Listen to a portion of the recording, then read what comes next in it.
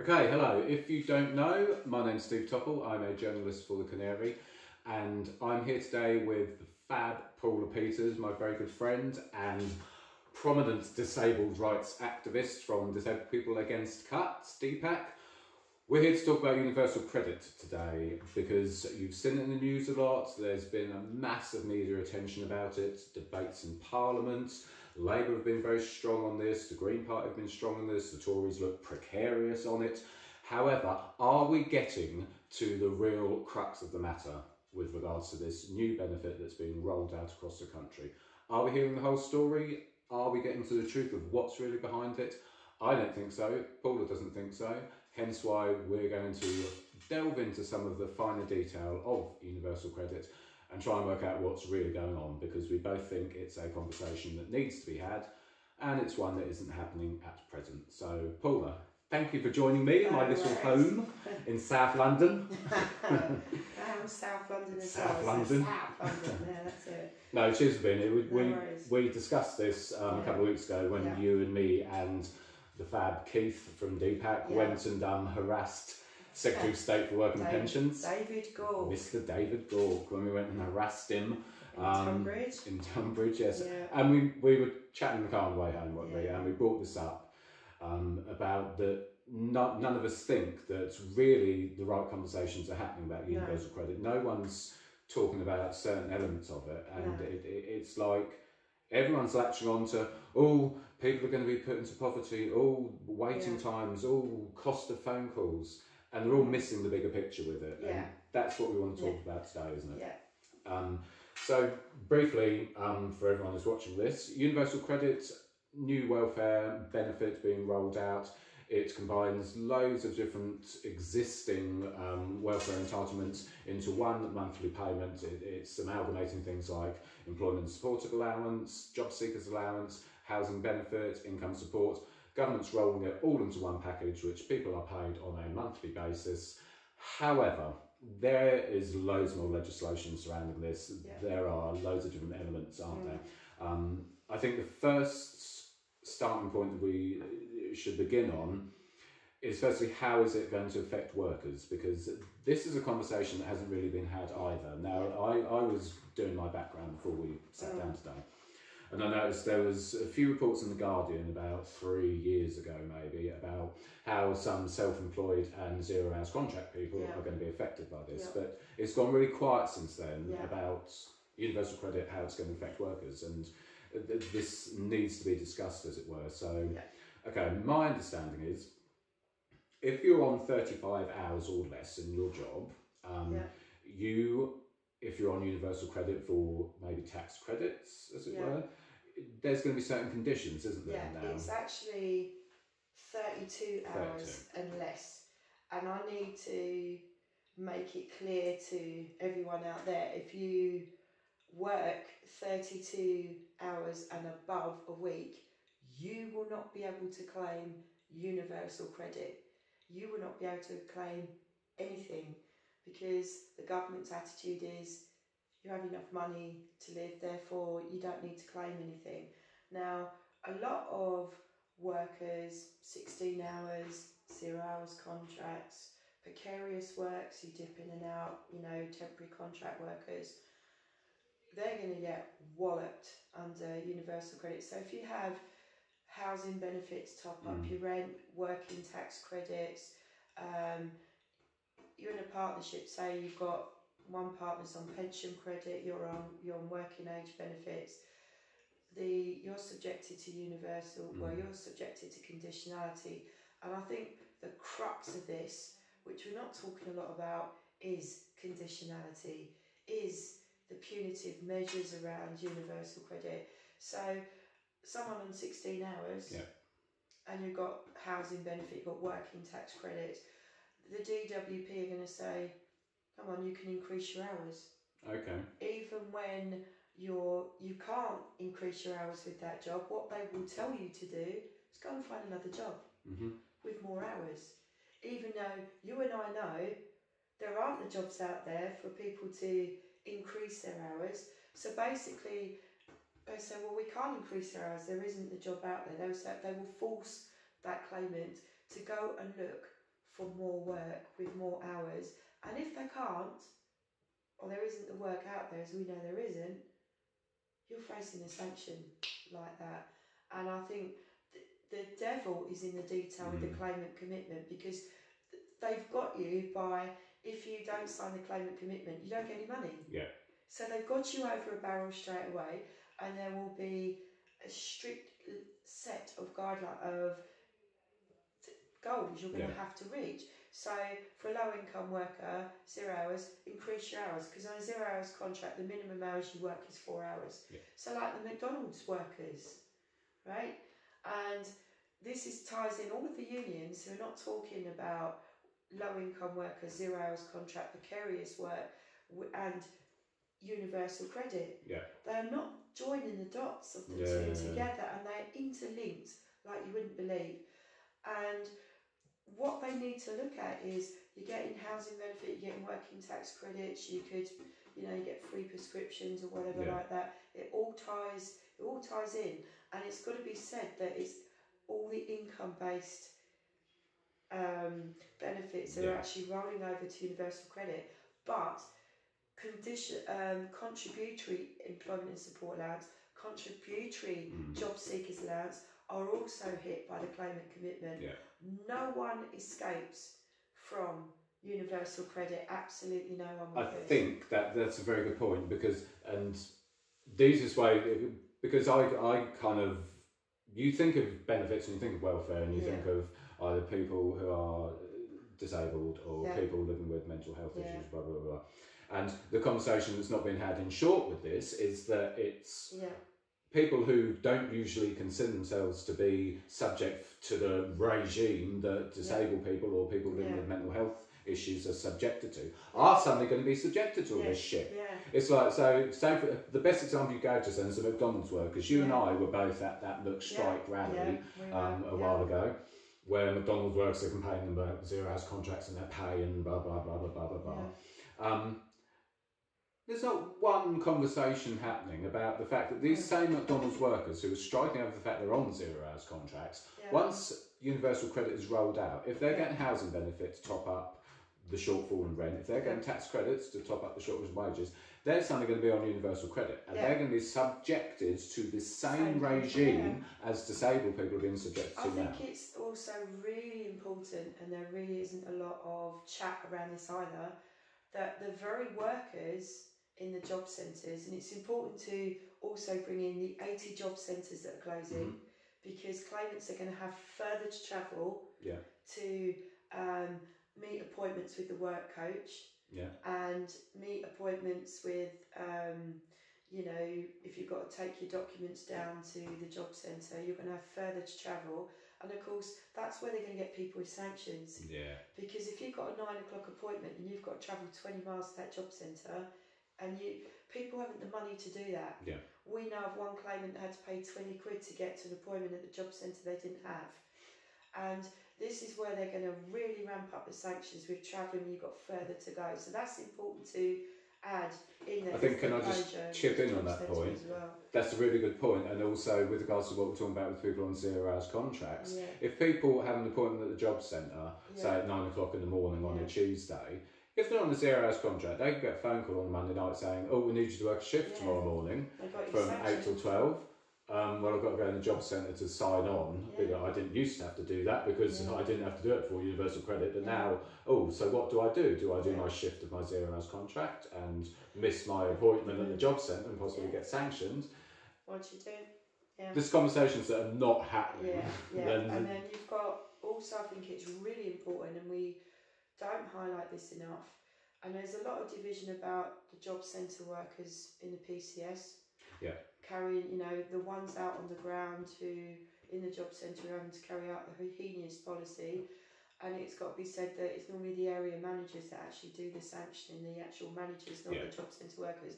But 42% of job centre workers, DWP workers, will also be impacted by universal credit, will also be affected by work conditionality, because many of them are going over to call centres with the job centre closures, be subjected to 0 hours, and be told, increase your hours, otherwise we're going to sanction you. Yeah. So they'll be sanctioned by their colleagues, right? And that's the conversation that's not being had an awful lot. They're also using food banks like everyone is, but there is very little chat in the unions about universal credit, low income, 16 hours, part-time work, precarious work, 0 hours. Yeah. And with Unite Community Day of National Day of Action around universal credit on the 2nd of December this year, we've really got to start saying to unions, come on, step up to the plate. Yeah. Your workers are going to be hit by this. We've spoken to trade unions who haven't got a clue what the rights are under UC, and there needs to be more training to get people up to speed, because with cuts to law centres, with cuts to CABs, with cuts to the benefits advice centres, there isn't the support out there for people to access. And it's so vitally important to also stress that with this being an online form, there's not a paper-based form to like go back. You have 2 20-minute sessions to fill out this, I think it's like a 100-page document, and you need your ins and outs. And you're timed. So if you're timed out, you've got to start all over again. Yeah. And it's really important, you only get 28 days to sort out your claim and get it up and running. Yeah. And if you don't meet that deadline, your claim stops. And you've got to go through the whole thing again. Yeah. And what's so important, what people aren't getting, and this is where the evictions are ramping up, and 50% of evictions have happened where housing benefit stops when you make a claim for UC. So you've got to contact the local authority to get your housing benefit restarted, because people don't realise that when you've got nil income, you can claim housing benefit and council tax benefit, and not a lot is known about that, so that's really important. But I'm really not surprised, I'd say disappointed we're not seeing the unions like, come on, universal credit's where we need to have this conversation, and also joining with grassroots campaigners about having a joint strategy about how do we pick this apart, how do we have a sustained campaign to push the political parties back on this, because it should also be said that UC has cross-party support. Let's touch on this that's because important to stress. I think these are two issues which we need to sort of get further into. Really, firstly, the lack of conversations being had in trade unions, because they ain't talking about it. There's so little from them. And secondly, the Labour Party position on this, mainly because I know this is a real bugbear for many disabled activists, and it's a bugbear for me as well, is the Labour Party position. So firstly, trade unions, we're seeing nothing from them about universal credit, nothing how it's going to affect millions of their workers. I mean, it's going to affect at least 1 million odd people who are on 0 hours contracts, never mind the people who are part-time in this country. Part-time workers, I think, are around 8 million at the minute in the UK. But there's 1.4 million workers on 0 hours contracts at the moment. And I think that's what is so important to stress to the wider audience, is saying, oh, employment figures are down. The DWP will force a claimant to take a 0 hours contract, or you'll be sanctioned. This is where, under universal credit, a lot of precarious work will ramp up. And basically the 4 areas I think really important about UC, which this is what's been talked about. You will have because if you work 32 hours or more, you can't claim universal credit, so it would be the abolition of the welfare state. Because Ian Duncan Smith said worklessness is not an option for anyone. So in 2015 he said that. It's important to say at the Tory Party conference in Manchester, which he did. So this is about the abolition of the welfare state. It's the abolition of support. There will be no support to help you, get into work or anything. That's all gone. It will be the abolition of workers' rights. It will be the implosion of precarious work, 0 hours contracts, because the DWP will force you to take a 0 hours contract. You don't have workers' rights under 0 hours contracts. You don't get sick pay, you don't get holiday pay. It's work till you drop. The companies are making great amount of money out of you, not paying you a wage at all, or precarious wages. And of course, people will be forced on 0 hours contracts because if they're not working the 32 hours, they're working in 16 hours, and they'll be forced to get another and job. I think this is where people are seeing the lowering of the employment figures. It's because people are on 0 hours contracts. Yeah. They're on precarious work. Then you will see the housing, the abolition of social housing, social cleansing on a mass scale like we've never seen, the ramping up of evictions. People will be in precarious housing, i.e. back to back, you've got 30 families in the one house, unscrupulous landlords, shoddy housing, if you can afford it. You will see tent cities implode all over the country. So, the abolition of social housing, the ramping up of precarious housing, shanty housing, tent cities, abolition of workers' rights, the abolition of the welfare state. And we've got to include in there, I think, the joint working, and this is what's so devastating, the joint working of the NHS with the DWP. Yeah, so just tell me about this, because again, it's something which is not really spoken about that much, but the NHS has been very involved in Universal Credit, as have third sector organisations like Mind. You're hot on this, so just explain to everyone watching what's going on with the NHS and Universal Credit. Basically, in 2013, when the NHS was kind of reformed, and you had Simon Stevens, who's head of NHS England, and they reformed the NHS and had clinical commissioning groups in there. This was the Health and Social Care Act. Yeah, and this Health and Social Care Act in 2012. And in 2013, you had the clinical commissioning groups, which every GP surgery feeds into or sit on. You have 2 reps. You have the Regional Health and Wellbeing Board, then Regional NHS England. It's more bureaucrats, basically.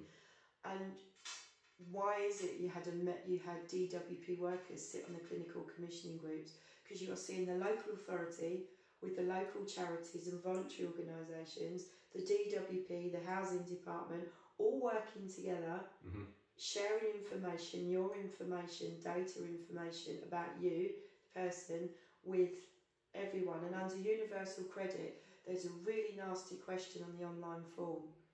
Can we speak to your doctor? Yeah. Do not tick yes. Say no.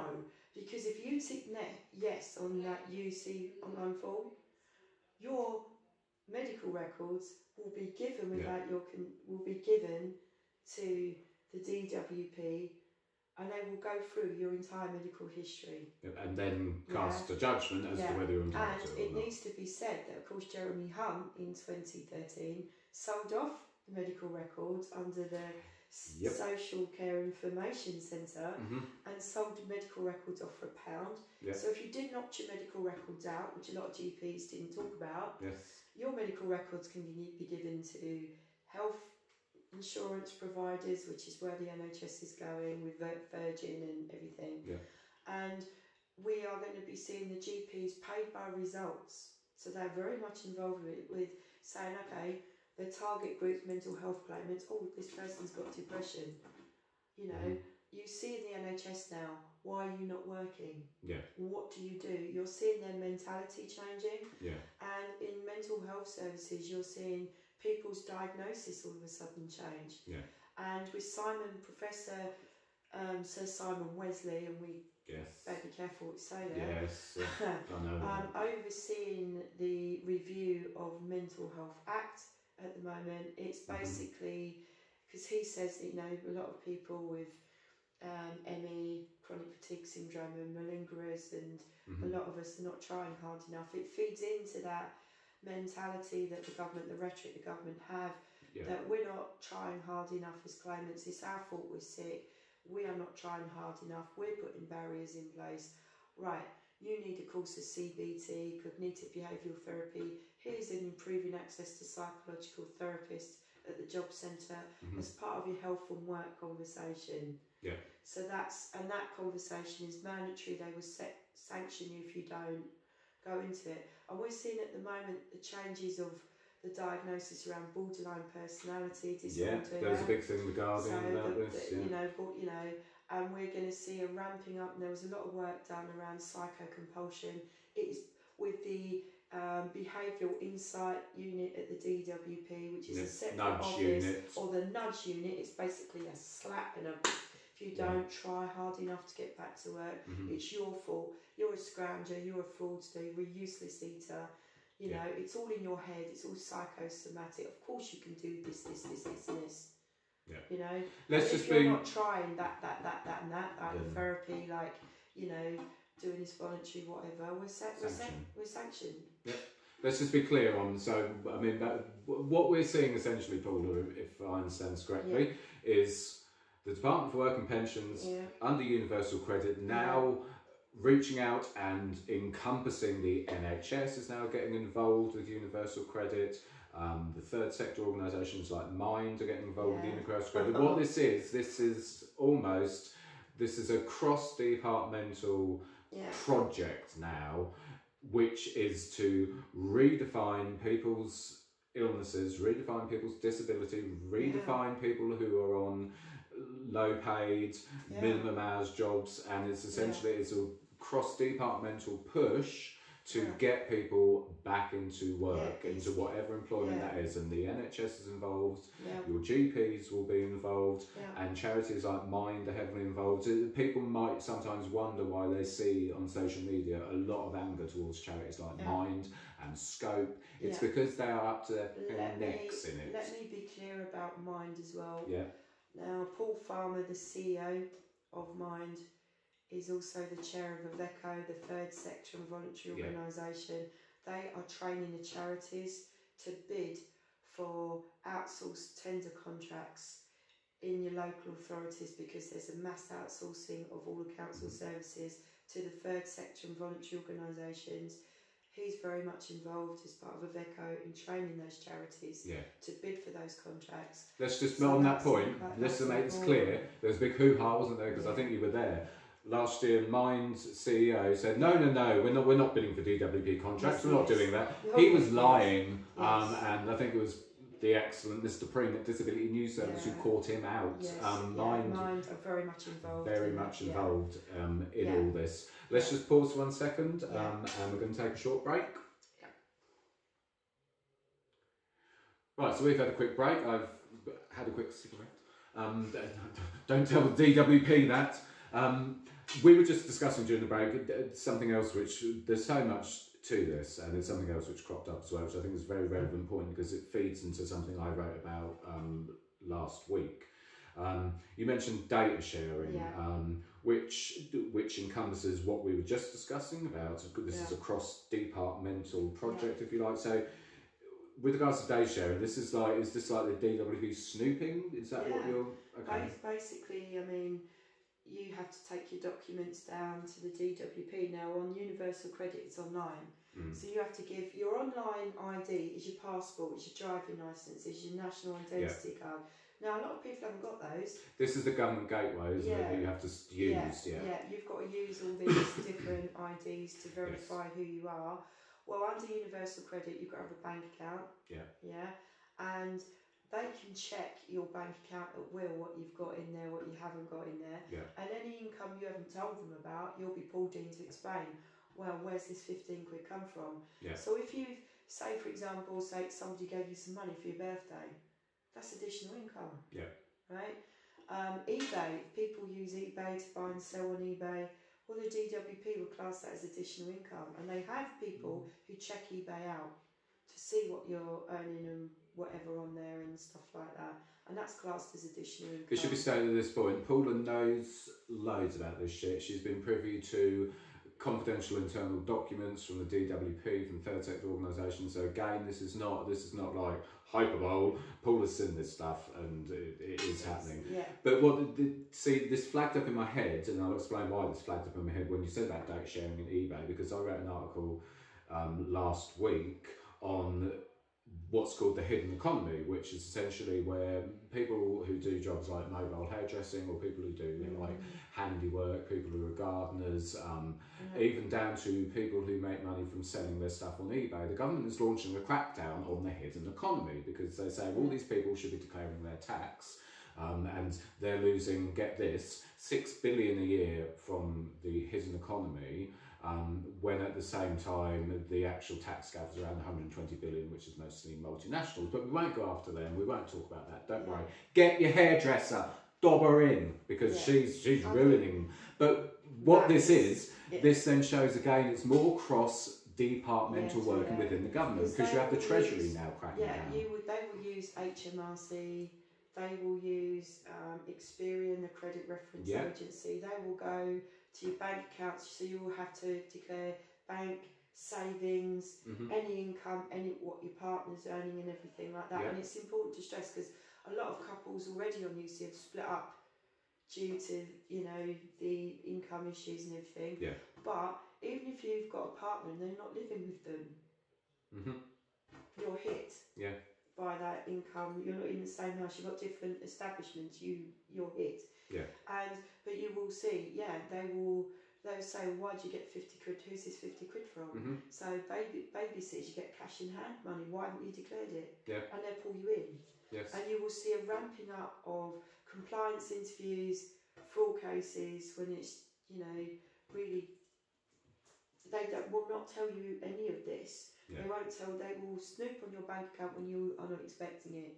It is feeding into the snoopers charter.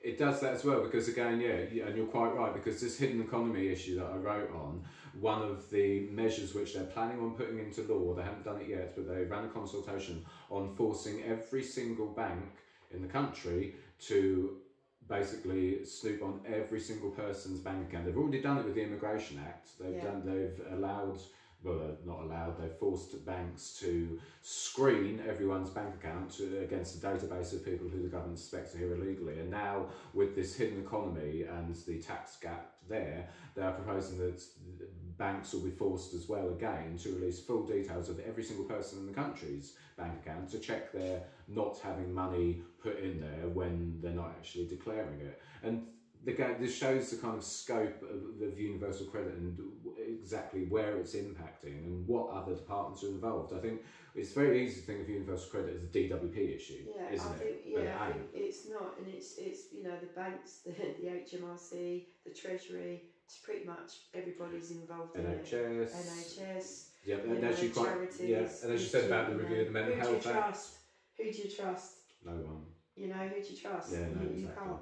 But I mean, and I think it's really important to stress that with UC, with it being online, there'll be so many people who find the online system too complicated, will give up claiming, and they will fall between the cracks of the system. The system's cracked enough, it will fracture into bits under universal credit, and people fall by the wayside. And I think what we're not talking about as well, another one, is you will see the ramping up of distress and harm, people taking their own lives, people dying with malnutrition, hunger, homelessness. It's a culling of the population, not just the abolition of the welfare state. It is a culling of disabled people. I mean, that's important. No, it is, and I agree, because I've used it in articles quite a lot. I don't know if you saw it, but you know, the last leg, when they came out and said that, let's be very clear, the Tory government are committing a genocide of disabled people in this country, and it is essentially true. This is an organised, systematic, and it's a systemic attack again on disabled people. But it's now all-encompassing, and it's going for anyone who isn't seen to be productive enough, isn't it? Yeah, it's students, it's zero hours contracts, it's part-time workers, it's single mothers, it's anyone who claims anything. So what are we currently doing about it? What have we got to fight this with at the minute? Because I'm going to have to talk about this, because I do. People think I write for the Canary and, I'm a fan of Corbyn. I don't. If you actually read what I do, you'll see I ain't no fan of Labour, and I'm quite often one of the few journalists who works on the left who actually does call out Labour for what they're doing. Yeah. What are Labour doing about this? Because in my book, I'm afraid, Labour aren't doing enough. This whole pause and fix campaign, they don't understand the significance of universal credit and actually what's really behind it and why this is being rolled out, or they're too scared to come out and say, no, this needs scrapping completely, because there's this pause and fix thing, and I don't agree with it. It's not good enough. It's weak. I think there's cross-party support for universal credit, and there is, because all of the parties think, well, if you can work, you should work, no one wants to be seen as the welfare party because it's not in the populist agenda. Yeah. The populist agenda is you should be working and work's good for you, work will set you free, and that's a global agenda. Yes. That's really important to stress. And so they're seen as the party of the worker. Yeah.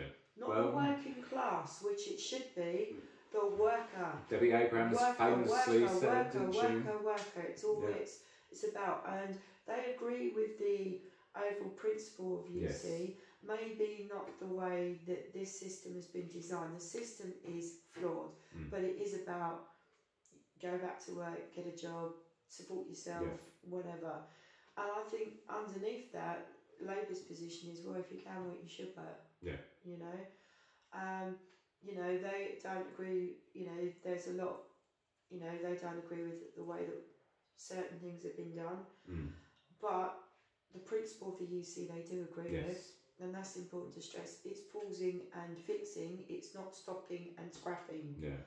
And that is the difference. I think there is cross-party support for UC, so no one party is going to come out and say, we want this stopped, we want it scrapped. It doesn't work. Yeah. For us as campaigners, I won't use the hashtag pause and fix. I would flatly refuse to use it. I've actually hit back and said, no, stop and scrap. Yeah. It's, you know, Ian Duncan Smith, back then in the day, you know, they all come up with this great, it's designed to harm, it's designed to abolish the welfare state, it's designed to literally break up society. We will not see society as we see it now. Yeah. It's the abolition of society, and it's a dog-eat-dog, survival of the fittest. That's what it's going to come down to. Eugenics are very much part of this, I feel. Yeah. And but yeah, I think, you know, we want Labour really. We've got to push, and I don't think they will. We don't want to pause and fix it. We want to stop and scrap it. This, to see conditionality as part of this, you see the further ramping up of distress and harm. To see the data sharing we're seeing with this, you know, the ramping up of homelessness, this is wrong. And also the spectre of welfare cards is involved again in this.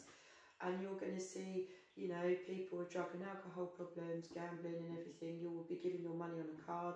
You can only spend it in certain shops, which is discriminatory. And, you know, again, you know, it's the abolition of human rights. You're not, you know, well, who do you spend time with? You know, where do you go? What do you do? They're looking into every area of your life. Yeah. That is just wrong. It's outrageous, and it needs to stop. And they're not talking about that. You can't pause and fix a system that's poison, that is a poison chalice and was wrong to start with. It needs to go. End of. Yeah. When we come back, we're going to talk about what we, as ordinary people on the ground, can actually try and do about universal credit. So we'll be back in a minute.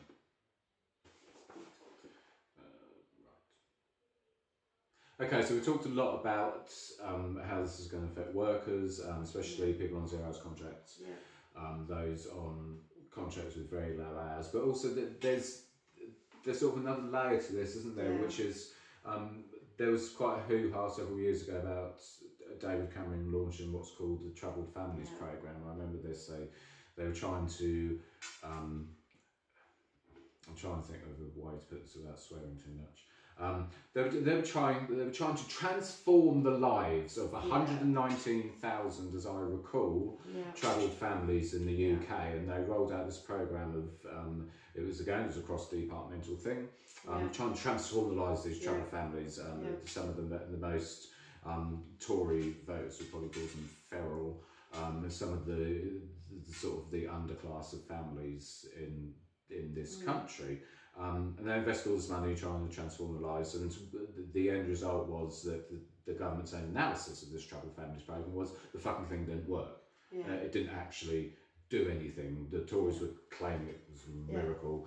The analysis said it didn't work. Now, obviously, because of the way universal credit is set up, there's implications for low income and families in the lowest sort of socio-economic status, the bottom of the bottom, if you like, of people in this. And do you think that's going to hit hard as well with universal credit? Yeah, I mean, you're going to have a family, you know, say, child, you know, truant an awful lot, or, you know, drug and alcohol problems, addiction problems and everything in the family.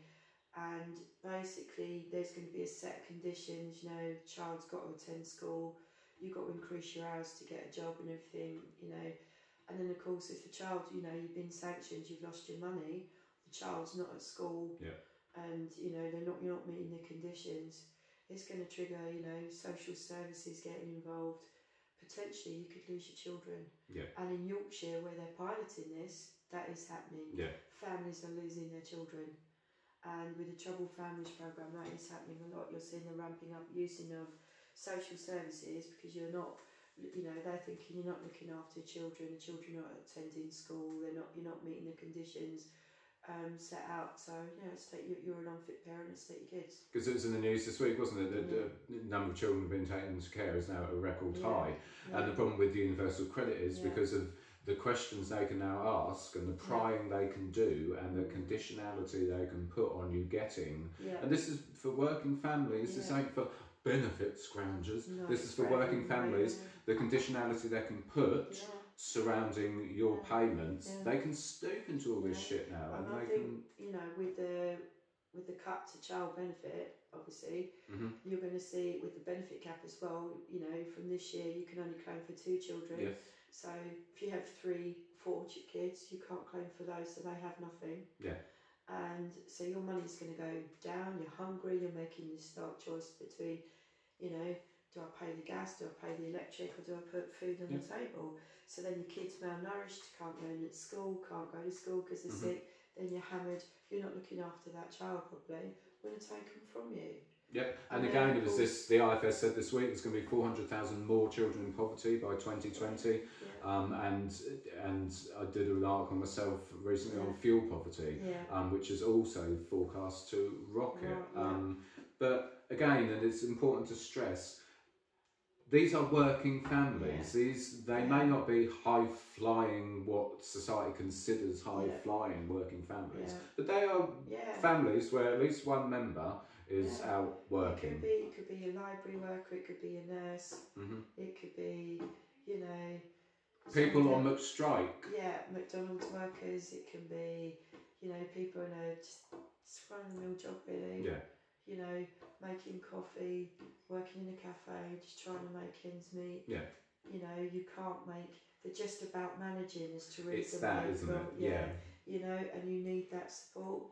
And, you know, the safety net is just gone. There's no security, it's gone. And it's more, for me, I think about this a lot and I don't always necessarily write it, and I probably should do, but it's more than the safety net going. It's turning into some sort of bizarre dystopian fucking authoritarian state almost. I mean, when that two child thing came out for tax credits, I was literally like, what the fuck? Because 10 years ago we were moaning about China putting a limit on the number of children that people could have. Which is what I actually said at a workshop, you know, China had a limit on how many children you can have, and now the UK are doing it. But of course it's only for the poorest families. And this is, as you quite rightly say, it's almost a cull of, it is almost eugenics by saying that these people, because they're poor and because it's their fault for being poor, therefore we need to stop them having children. It's the wording of poverty is a crime. You're a criminal. Like if you're homeless on the street, when the police, you know, homelessness is a crime. Well, actually, the people who make poverty, they're the criminals, not the people who are in that never-ending circle of poverty and want different. They need support and they're not getting it. Instead, you're getting conditionality, punitive, harmful, pernicious policy that will fail and it will harm. And I think what we will see, it's a cull of the population, but it's also society as we know it. It's just going to be survival of the fittest. If you can, and a 2-tier state, if you can afford it, you get it. If you can pay for it, the NHS, your services, social care, you get it. If you can't, you won't. And what you will see are millions of people dying because of it. And universal credit feeds into that very nicely. And I don't think, Paula. I shouldn't use that word, but that's but it does. Sarcastic. But and I don't think for 1 minute it's an exaggeration. The way I always look at things, and the way but human beings are naturally not very good at viewing things in like the long term. We very much live here and now. We can only view things in the context of how they are at the minute. But if you go back, say, 20 years ago, when Tony Blair first got in as Prime Minister, everything was things now you get better and we're all happy and laughing and everything was great. I don't think we would have thought then that by 2017, in 7 years, homelessness would have gone up in some areas by 128%. I don't think we would have thought that the government would have put a cap on the number of children that poor families can have. I don't think that we thought it would have happened. I think, you've got to go back to the 70s and 80s really, and Margaret Thatcher was looking at all of this. Yeah. And I think subsequent governments have run with a lot of ideas and turned them into policy. Yeah. She had a lot of these ideas, they just ran rampant with it. Yeah. So she began the sell-off of all of our national companies and everything, and sold off all of our utilities, sold off all of our rail network and everything like that. And subsequent governments and Labour have got to play their part in that because they introduced Unum and Atos into American providers. Atos are a French IT company, but Atos are not only involved in disability assessments. Yeah. They have the technology for World Grid, which is online banking. Yeah. They have the technology for smart meters. Yeah. They own all of that. They do the BBC's IT. They do the BBC's. They do the. They own Santander. They own Vodafone.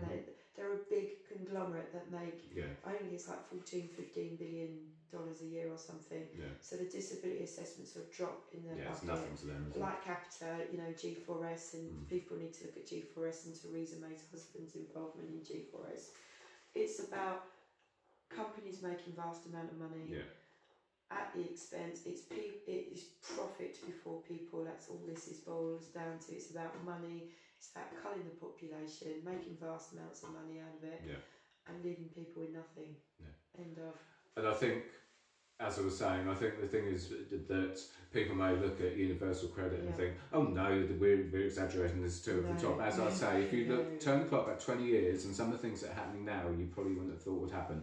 I think when you say that it's going to be a system of those who can afford it and those who cannot, and there's going to be an underclass, it's going to get dystopian. But the problem is, as with everything they do, it's a drip, drip, drip. It's not just...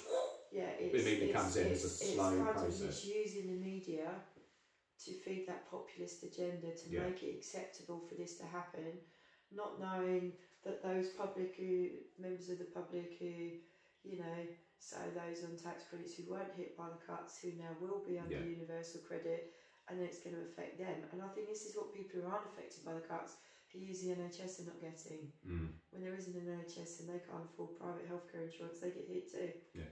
And I think, in feeding into all of this with the online is closure of libraries, turning it into gyms, so you can't access the services online, everything's going online, making a doctor's appointment, getting your prescriptions. If you haven't got a computer, you can't access benefit system, you can't access the healthcare system, you can't access the justice system, you can't access anything. You haven't got a computer, tough. And this is a brief point before we wrap up this section. This is another point we're going to talk about. Everyone assumes everyone's got the internet. I bang on about this loads with regards to libraries. 5 million people in this country do not have access to the internet, and 20% of them are disabled people. Yeah. And all the research and statistics shows that the people who need libraries and use libraries are the poorest people in society, and those on the fringes of society. They're minority, black and ethnic communities, they're disabled people, and they are the working poor. And with libraries being cut, that's just another factor. That's another exclusive barrier to stop you accessing services and rights in society. Yeah. It's another barrier for you to say, you ain't got one? Yeah. Tough. Exactly. We're going to take a brief pause, but afterwards we're going to talk about what exactly, if anything, we can do about this. So come back for that.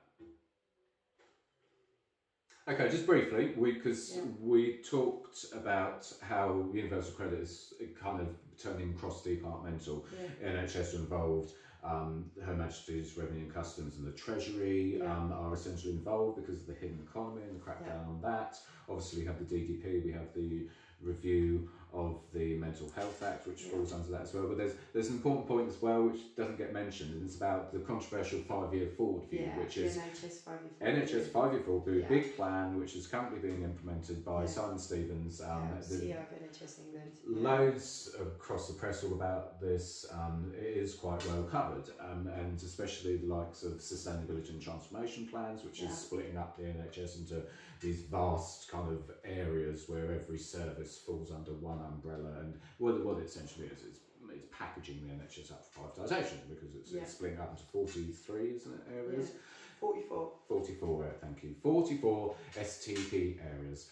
However, what's not spoken about is the 5-year forward view in terms of universal credit and the impact with regards to that. So, again, you're hot on this. Universal credit and the 5-year forward view. What's it doing? Well, the 5-year forward view, in a brief overview, is about cuts. Yeah. It's the cuts of maternity departments, A&Es, hospitals, and basically, if you can't get a service, you won't get it, and longer waiting times for treatment. You know, GP services going and this is all under the guise of efficiency, obviously.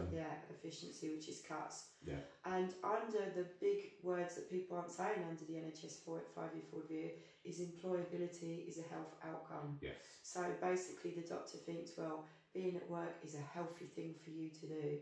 And that feeds into the health and work programme, feeds into the health and work conversation, feeds into the co-productive working of the DWP and the NHS, the charities' involvement in that. Basically, you can get over your depression if you're working. Yeah. You can, you know, if we give you this job, you will feel healthier and you will feel better, and you can, well, ultimately you can be cured. Yeah. Even if you can't, they don't care. And that is in the 80-page document of the NHS 5-year forward view, which I'd recommend people read, are the words employability is a health outcome or a health solution, and that's an integral part of universal credit, the health and work programme, co-productive working of the DWP and NHS. Yeah, it's like that, isn't it? Yeah, it's literally like that. And this is what's so worrying about it, because it's, as we spoke about earlier, this is cross-departmental. And this bollocks about how work is a health outcome. It really is, and I know we shouldn't do these things lightly, but it is essentially work sets you free. Yeah. And we all know where that came from. It's feeding into the psycho-compulsion where you will see your GP surgery as a place of psycho-compulsion and bullying. You're not trying hard enough and put you under pressure when you need support, and they'll be bullying you. And it will be the breakdown of the doctor-patient relationship, and it will compromise the doctors, the psychotherapists' ethics. Do no harm, protect the patient, because they'll be colluding with the government to get the claimant back to work. And that's a really dangerous road we're going down. Yeah, it's important that was mentioned. And we mentioned. urge healthcare professionals, do not collude with the DWP, do not collude with the government. Yeah. Remember why you become a doctor and a nurse. That was to preserve life, to support the patient, to put the patient's needs first. It's not to collude with the government at the expense of a patient, cause them further distress and harm, or even cause them to die. Because anyone who colludes in that, they're part of the problem. Yeah, exactly. So it's important we mention that. Yeah, it's massively important. We don't agree with that. Yeah, no, definitely. We'll be back. Okay, so we're back. I think we want to kind of sum up firstly by saying what, if anything, we as, and you guys, obviously, as ordinary as you and me get there, ordinary kind of people, what we can actually do about this, and also just I just think we need to sort of give a takeaway message, if you like, about why this is so fucking bad, and why people are really underestimating this. So what can we do? Because Labour aren't going to help us because they're pausing and fixing. The Green Party don't have the balls and the weight behind them to do anything about it. SNP pausing and fixing. Do we just need to keep getting out in the streets? Do we need to keep tweeting about this, getting it out on social media? What are we going to do? And this is a genuine question, because you and me talk a lot about okay, so let's do this campaign, or let's get out and do this, and what are we going to do? I think we need a wide range of tactics around this.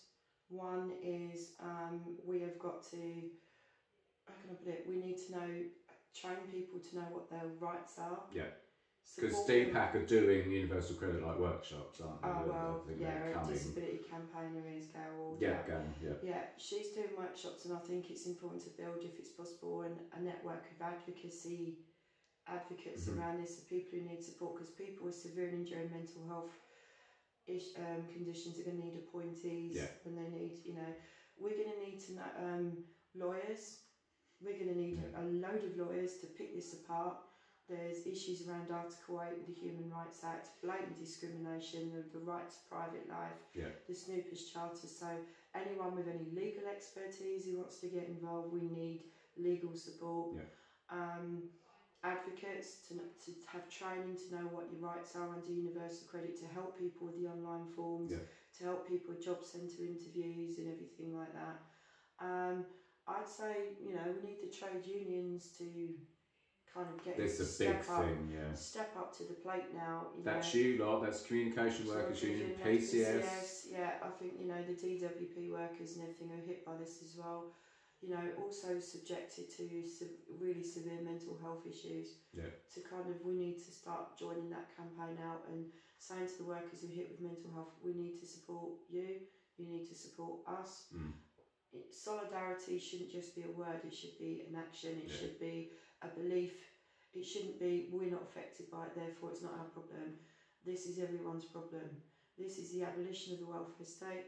This is the abolition of workers' rights. This is the abolition of society, abolition of decent housing for social tenants. But this is the ramping up of precarious work. This is the ramping up of precarious housing. This is the ramping up of distress and harm. And we need to have a sustained campaign in our communities. So when people are evicted, we have anti-eviction campaigns. When people haven't got any money, we support them however we can with food and solidarity. Support, having people hang on one more day, because we're seeing too many people's names on an ever-growing list. And I think this could be, the more people that get hit, the more angry there will be. This government is very weak, is very unstable. This could be Theresa May's poll tax. If we organise collectively, if we organise strategically, we join all the links together, because there's going to be more people hit on a wider section of society. We all come together and take this government out on universal credit. It will be our poll tax. It will be the end of the Tory government. But this is a message to all the cross parties. It shouldn't be paused and fixed. This is so wrong. It needs stopping and scrapping. And this is a message to everyone out there now. And I'm saying this from here and from this. We need your support to put an end to this, because this is your welfare state, this is your NHS, these are your libraries, these are your services, they're your workers' rights, our human rights. What are you going to do about it to help us fight this and put a stop to it? Come up with ideas and suggestions, we're open to it. Let's have that debate and let's put something together.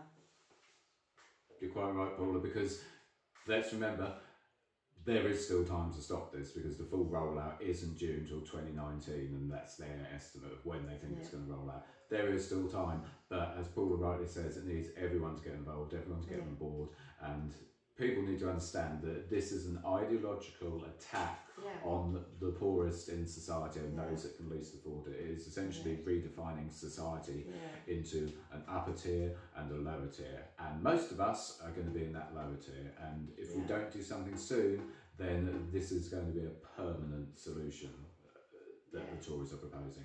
You won't have, I've got to stress this really, really, really clearly, and we don't talk about it enough. The Tories are on a scorched earth policy agenda, and if we don't stop them, there will be nothing left. And let's be clear that when we leave the EU and we don't have the European Court of Human Rights and we have that British Bill of Rights, which I think will play into all of this, we're not going to have human rights. And that's got to be said. But regarding all of this, it hits everybody, it hurts everybody. These are our services, our workers' rights, our jobs, our services and everything else. And if we do not fight, we lose. Tony Benn was so right on that. If we do not fight, we lose. And we've got to fight, and we've got to put a stop to it. And we can't just say it doesn't affect this group, it only affects this, it affects everybody. Yeah. Man, woman, child, student, one parent, a couple working in need, housing benefit, whatever it affects, we need support to get out there and put a stop to it. I think that's a really good way to sum up. We have to stop it. So, excellent. Paula, No worries. thank you. No, anytime. Look, we hope it was informative. If you want to ask any questions of Paula, she's on Twitter, she's always responsive. You might not often get the response, she might not like it. However, she's invariably right, to be fair to her, but I would say that I'm biased. But follow Paula on Twitter, it's at Paula Peters 2. Obviously, you can follow me on Twitter, it's at Mr. Topple. If you want to keep the conversation going, please do. As we say at the Canary, don't get angry, get involved. Get angry first though, please. And like I say, we hope it's been informative and useful to some of you, so thank you for watching. Cheers.